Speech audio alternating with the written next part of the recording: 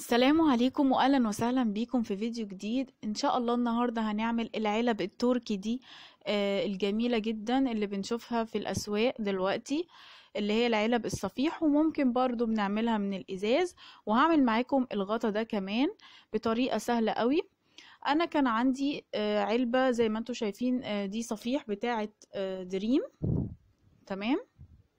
وجبت كريم مرطب ودهنت كده في المنطقة اللي أنا عايزة أعمل فيها الغطا.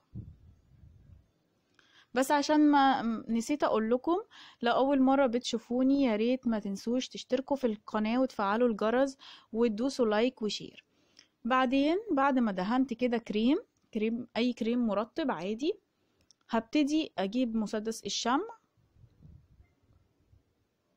وأملى القاعدة كده. حاولي ان انت تظبطي ايدك شوية، انا بس عشان كان الفيشة كانت بعيدة شوية فالشمع عندي مسك.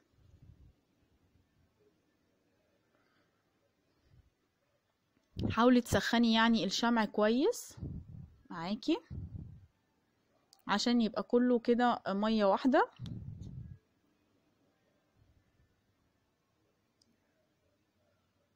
بحاول ان انا اسخنه شوية في الفيشة كده، بحط الفيشة وبعدين بمشي بقى كده.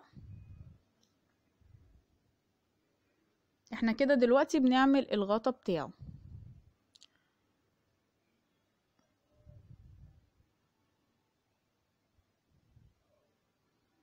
اهو انا هكمله كده، بعدين امشي كده من الجناب زي ما قلت لكم. انتوا سخنوا بقى الشمع كويس علشان يبقى مظبوط معاكم.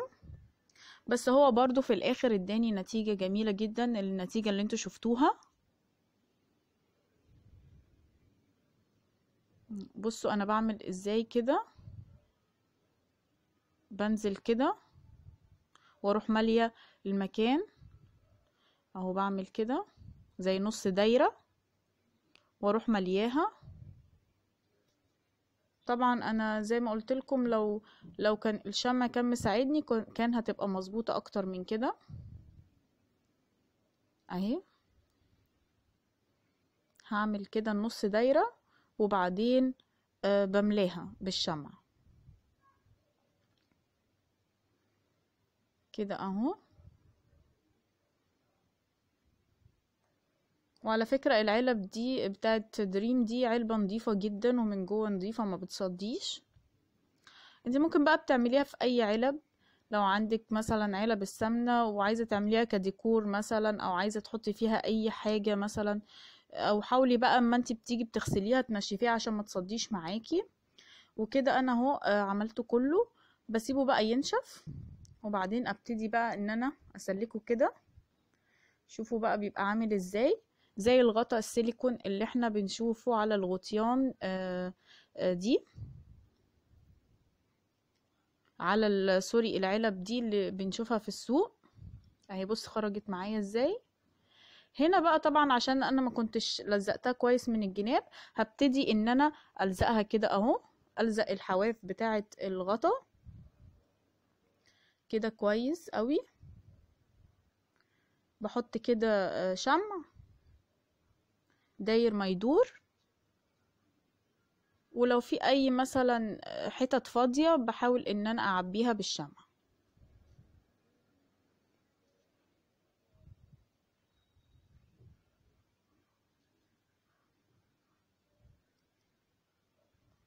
بصوا مجرد ما مسكت عاملة ازاي، بجد جميلة جدا الطريقة دي، جربوها هتعجبكم قوي. بعدين طبعا هسيبها كده. بصوا بقت عاملة ازاي. عايزة بقى ادهنها، ممكن ندهنها بالرش السبراي، والعلبة بتاعته ب16 جنيه. وانا عملت فيديو عن الخامات اللي انا استخدمتها قبل كده والخامات اللي انا بستخدمها حاليا. فده الدهان اللي بدهنه ده عبارة عن بلاستيك ابيض ومخفف طبعا بالمية، وحطيت عليه نقطتين من الاحمر، الازايز الحمراء الصغنونة دي. والازازة سعرها 5 جنيه. ممكن طبعا زي ما قلت لكم تستخدموا الرش.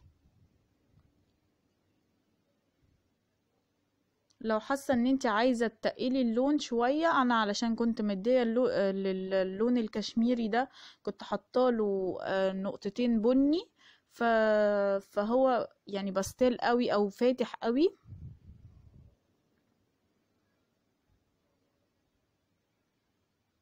كده اهو. وهسيبها بقى ان هي تنشف، بس انا ممكن اتقل اللون. فهنا شايفين اللون، انا حطيت هنا نقطه احمر من الازازه الحمراء اللي قدامكم دي، اللي قلت لكم ب5 جنيه. فطبعا انا شايفاه ان هو تقيل معايا هنا، اللون غامق، فهنزله تاني في البرطمان وهقلبه كويس.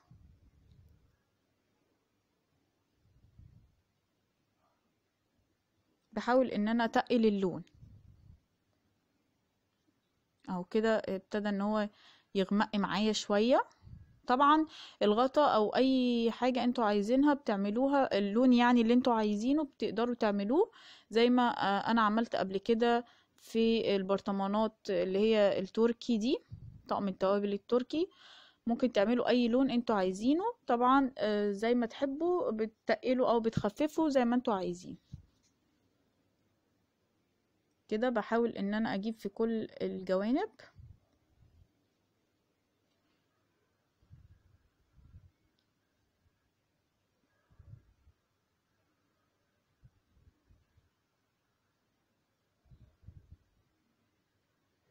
وبعدين عندي اللون ده نقطة من الازرق، يعني انا بقعد ازود الازرق واحدة واحدة من الازايز الصغنونة اللي انتوا شايفينها دي، اللي هي قلتلكم ب5 جنيه، على كمية البلاستيك اللي انا هستخدمها. انا كنت حاطة شوية بلاستيك مخفف ابيض على شوية في برطمان يعني، وبعدين حطيت عليها نقطة من الازرق، وكل شوية بزود النقطة حسب ما انا عايزة الدرجة بتاعتي.